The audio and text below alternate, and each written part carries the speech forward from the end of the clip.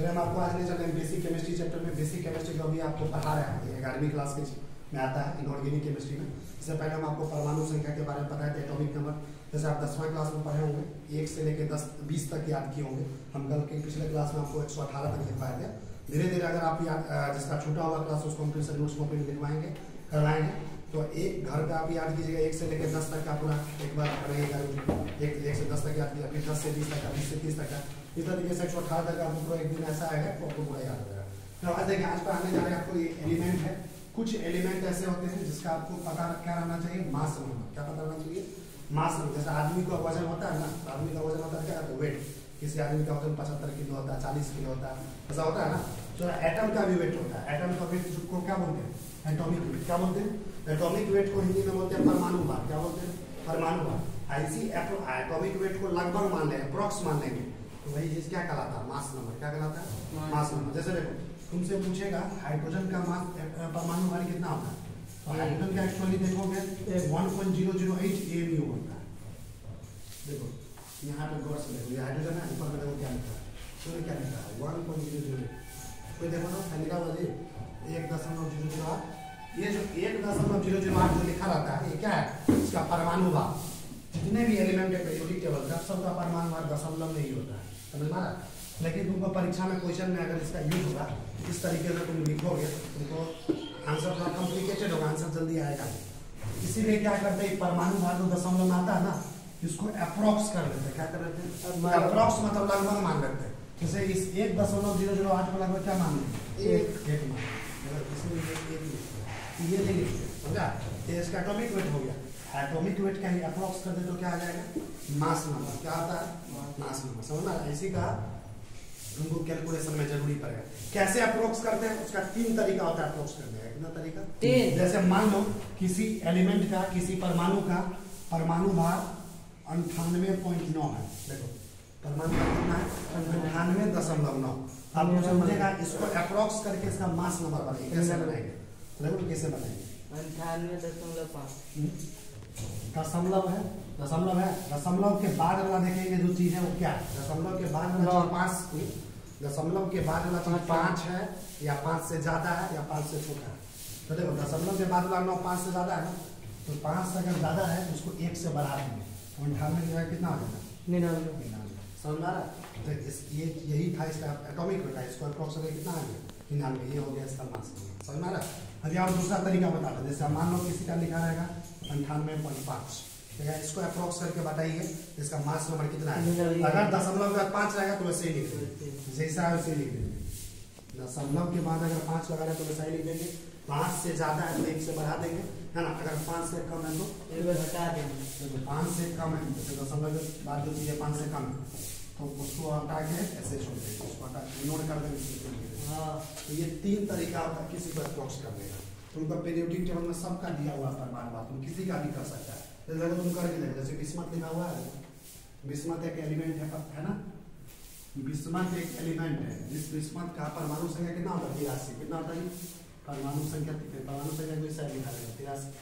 आज का परमाणु भार कितना दिया, 208.91। देखो क्या लिखा है 208 तो इसका बताओ मास नंबर कितना होगा, 5 से ज्यादा है ना, कितना होगा 209।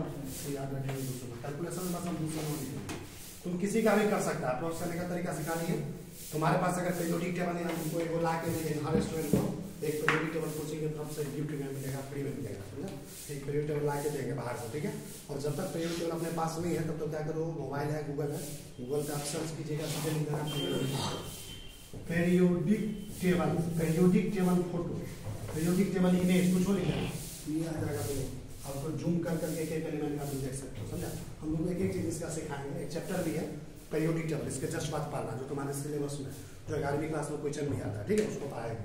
तो देखिए ये तरीका सिखा दिया अप्रोक्स करने का। अब देखिए तो अप्रोक्स करके हम सब एलिमेंट का लिख सकते हैं, 118 का 118 जब जरूरी पड़ेगा जिसका आप लिख सकते हैं। लेकिन ये जितना अभी हमने बोर्ड पे लिखा है इसका इस्तेमाल काफी होता है परीक्षा में, या कहीं भी कोई भी फार्मूला नहीं आता है 11वीं का हो या 12वीं का कोई भी चैप्टर का, तो उसमें इस सब का काफी इस्तेमाल होता है जो तुम्हारे बोर्ड पर भी प्रेजेंट है। तो इस सबको दिमाग में एक बार बैठा लो, 2 बार 3 बार लिख के प्रैक्टिस करो तो कभी दिमाग कभी मिस्टेक नहीं होगा। जैसे तुमसे पूछेगा हाइड्रोजन का मास नंबर कितना होता है, यानी एटॉमिक वेट कितना होता है, इसको बोल चाल में मास नंबर बोलते हैं, एटॉमिक वेट भी बोल देते हैं। हाइड्रोजन का एटॉमिक वेट एक होता है। लिथियम का कितना होता है? 7। डायरेक्ट याद रखो, लिथियम का 7 होता है। बेरिलियम का एटॉमिक वेट 9 होता है। बोरॉन का कितना होता है? 11 याद हो जाएगा। कार्बन का 12 होता है। हाइड्रोजन का 14 होता है। ऑक्सीजन का 16 होता है। क्लोरीन का 19 होता है। सोडियम का 23 होता है। मैग्नीशियम का 24। एल्युमिनियम का क्या होता है जी? 27। सिलिकॉन का क्या होता है? 28। फास्फोरस का 31। सल्फर का 32। क्लोरीन का 35.5।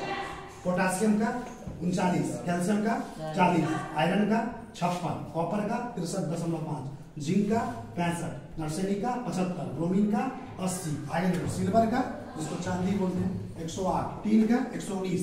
आयोडीन का 127। एंटीमनी का 122। बेरियम का 137। मरकरी का 201। लीड का 207। थोरियम का 234। यूरेनियम का 238। जितने भी हमने बोर्ड पे लिखा हुआ है ये सब का काफी इस्तेमाल होता है। 2 बार घर पे लिख के प्रैक्टिस करोगे तो याद हो जाएगा। चलिए हम आपको चले बेसिक केमिस्ट्री में। देखिए इधर आप पढ़ा रहे हैं representation of element. Periodic table में टोटल 118 तत्व होते हैं, 118 एलिमेंट होते हैं। उसको रिप्रेजेंट कैसे किया जाएगा, उसको दिखाया कैसे जाएगा। मान लो x मान लिया कोई एलिमेंट है पीरियोडिक टेबल का, कोई लिखा है। नीचे मैंने 20 साइड जो लिखा रहता है उसको कैपिटल Z से रिप्रेजेंट करते हैं। ऊपर में क्या लिखा है? Capital A। तो x कोई एलिमेंट है, यहाँ पे उसका कैपिटल Z क्या होता है? Atomic number. याद रखना कभी भी केमिस्ट्री में एटॉमिक नंबर को, परमाणु संख्या को किस लेटर से रिप्रेजेंट किया जाता है? Capital Z। कैसे रिप्रेजेंट किया जाता है? और इसके जस्ट ऊपर ये जो कैपिटल A लिखा रहता है क्या होता है? Mass number. क्या होता है? जो उसके परमाणु भार को रिप्रेजेंट करता है। जैसे हम एग्जांपल से मान लो तुमसे बोलेगा सोडियम को रिप्रेजेंट करके बताओ, तो सोडियम का सिंबल क्या होता है? Na। देखो पीरियोडिक टेबल में तो सोडियम का सिंबल क्या होता है? Na, है ना? Capital N A small. इधर इसका एटॉमिक नंबर कितना होता है सोडियम का? 11। पिछले क्लास में लिखाया हुआ है। और मास नंबर अभी कुछ देर पहले लिखा है, कितना होता है सोडियम का? 23। जो इस तरीके से लिखा रहेगा 11 23। तुमसे पूछेगा कॉपर को रिप्रेजेंट करके दिखाओ। देखो पीरियोडिक टेबल में copper C, capital C small u, copper capital C small u। इधर इसका एटॉमिक नंबर 29। इसका मास नंबर कितना होता है? 63.5। तुमसे पूछेगा मैग्नीशियम को दिखाओ। पीरियोडिक टेबल में खोजिए मैग्नीशियम। देखिए Mg लिखा हुआ है। मैग्नीशियम का एटॉमिक नंबर कितना होता है? ध्यान इधर मैग्नीशियम का एटॉमिक नंबर कितना होता है? 12। मास नंबर कितना होता है? 24। तुमसे बोलेगा फास्फोरस को दिखाओ। फास्फोरस का सिंबल क्या होता है? Capital P। एटॉमिक नंबर होता है 15।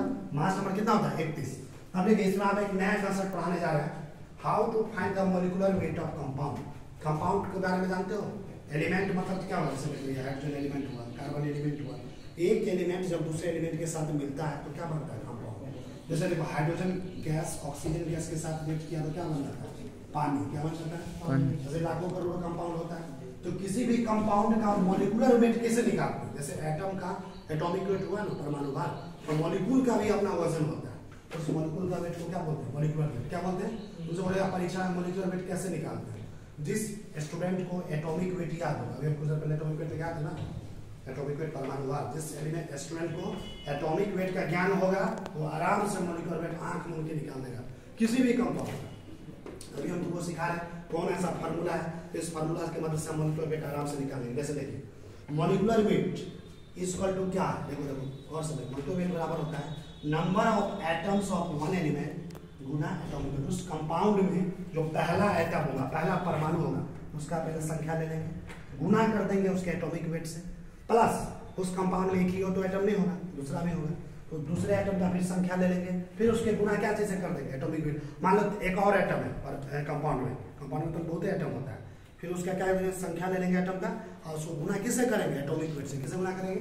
और उसको जोड़ देना, जो आएगा वही होगा मॉलिक्यूलर वेट। अभी इस पे 3 ठो क्वेश्चन हम बना के दिखा रहे हैं कैसे मॉलिक्यूलर वेट आता है। देख सकते हो तुमसे परीक्षा में पूछ देगा ग्लूकोज। क्या पूछेगा? 10वीं क्लास में ही पढ़ा होगा, ग्लूकोज का नाम सुना होगा।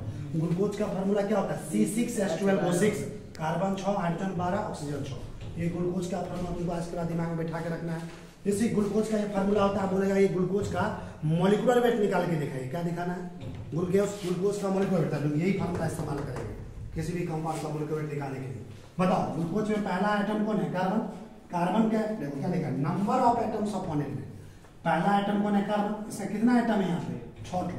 देखो 6 ठो लिए गुना इसका एटॉमिक वेट। कार्बन का एटॉमिक वेट क्या लिखा है? क्या लिखा है? देखो सर पहले देखो 12 क्या होता है? तो 6 गुना 12, फिर बीच में क्या देंगे? प्लस का साइन। फिर दूसरा आइटम कौन है? हाइड्रोजन। हाइड्रोजन का आइटम कितना यहाँ पे दिख रहा है तुमको? 12। और फिर उसको गुना कर देंगे हाइड्रोजन के एटॉमिक वेट से। हाइड्रोजन का एटॉमिक वेट कितना होता है? 1। कितना होता है? फिर प्लस का साइन देंगे। तीसरा आइटम भी है ना ऑक्सीजन। ऑक्सीजन का एटम कितना है? 6 गुना उसका एटॉमिक वेट। एटम गुना उसका एटॉमिक वेट। ऑक्सीजन का एटॉमिक वेट कितना होता है? सबसे पहले लिखा है 16। अब इस तीनों को जोड़ दो। 12 छक्के कितना होता है? 12 छक 72, 12 का 12, 16 छक्के 96, 72 प्लस 12 प्लस 96 जोड़ोगे तो 180 आ जाता है। कितना आ जाता है? तो ग्लूकोज का मोलिकुलर वेट कितना आ गया? 180। ये जो चीज है ना, ये तुमको उसमें काम देगा। अभी जो पहला चैप्टर पढ़ाएंगे मोल कंसेप्ट में खूब क्वेश्चन पूछा जाता है परीक्षा में, तो उसमें ये सब चीज तुमको पहले से अगर आप सिखा दिए तो उसमें काफी काम आएगा। तो समझ में आ रहा है? दूसरा देखो कंपाउंड दिया है फास्फोरस पेंटाक्लोराइड। क्या दिया हुआ है? Phosphorus pentachloride. बात पूछ रहा है कि बताइए फास्फोरस पेंटाक्लोराइड का मोलिकुलर वेट कितना होगा? तुमको पता होना चाहिए। फास्फोरस पेंटाक्लोराइड का फार्मूला क्या होता है? फास्फोरस मतलब कैपिटल पी, पेंटा का मतलब 5 होता है। क्या होता है? क्लोराइड है मतलब क्लोरीन लगा हुआ है। देखो क्लोरीन 5 क्लोरीन, इसका फार्मूला क्या होता है? PCl। क्या होता है? अब ये कंपाउंड का फार्मूला हो गया। अब इसका मोलिकुलर वेट निकाल देंगे। फिर वही फार्मूला ये वाला इस्तेमाल करेंगे। पहला एटम कौन है? फास्फोरस। फास्फोरस का एटम यहाँ पे पूछ लिया था कितना है? 1 ले ली, गुना इसका एटॉमिक वेट। फास्फोरस का एटॉमिक वेट कितना लिखा है? 31। कितना होता है? फिर प्लस का साइन। दूसरा एटम कौन है? क्लोरीन का एटम कितना दिख रहा है तुमको? 5। क्लोरीन का एटॉमिक वेट कितना होता है? परमाणु भार 35.5 को पहले लिखा है। अब इसको जोड़ दो। 31 गुना है क्या होगा? 31। अब 35.5 को अगर 5 से गुना करोगे कितना होगा? 177.5 गुना आता है ना करने। इसको जोड़ दो, कितना हो गया? 208.5। यानी फास्फोरस पेंटाक्लोराइड का मोलिकुलर वेट कितना हो गया? 208.5। तीसरा एक और सवाल लेते हैं, सल्फर हेक्साफ्लोराइड। किसका दिया हुआ है? Sulphur hexafluoride. सल्फर हेक्साफ्लोराइड का पूछ रहा मोलिकुलर वेट फिर निकालेंगे। पहला एटम कौन है? सल्फर। सल्फर के यहाँ पे कितना एटम दिख रहा है? 1 गुना सल्फर का एटॉमिक वेट कितना होता है? 32 प्लस दूसरा कौन है? फ्लोरीन का एटम कितना दिख रहा है? 6। फ्लोरीन का एटॉमिक वेट कितना होता है? फ्लोरीन का एटॉमिक वेट कितना होता है? 19। बिल्कुल सर पहले कॉपी करके देख लेना। 6 गुना 19। तो देखो 32 गुना 32 को 1 से गुना करेंगे 32, 19 को 6 से गुना करेंगे 114। दोनों को आपस में जोड़ोगे तो कितना आ जाएगा? 196। यानी हमको पता हो गया सल्फर हेक्साफ्लोराइड का एटॉमिक वेट कितना होता है? 146। उसको बीच में बोलूंगा। देखिए हम आपको कुछ घर से बनाने के लिए सवाल देते हैं। ये HW के रूप में लेना है आपको। Find the molecular weight of compound. कुछ 5 जो कंपाउंड है इसका मोलिकुलर वेट बोला एग्जाम निकाल के आना है। तो सर पहला कंपाउंड दिया कार्बन डाइऑक्साइड, इसका फार्मूला क्या होता है? मीथेन का फार्मूला CH4। अमोनिया का फार्मूला क्या होता है जी? NH3। ये भी एक तरह का गैस होता है, लाफिंग गैस, सुंघाने से लोग हंसते रहता है। N2 nitrous oxide. फॉस्फीन भी एक तरह का गैस होता है, PSC। ये पांचों कंपाउंड को आपको घर से क्या करना है? और मोलिकुलर वेट निकाल के आना है। देखते हैं किस स्टूडेंट का कितना इसमें से कितना सही होता है कितना गलत होता है। और आपकी कॉपी में परमाणु बारे में लिखा चुके हैं, आराम से उसको देख के भी बना सकते हैं, कोई दिक्कत नहीं।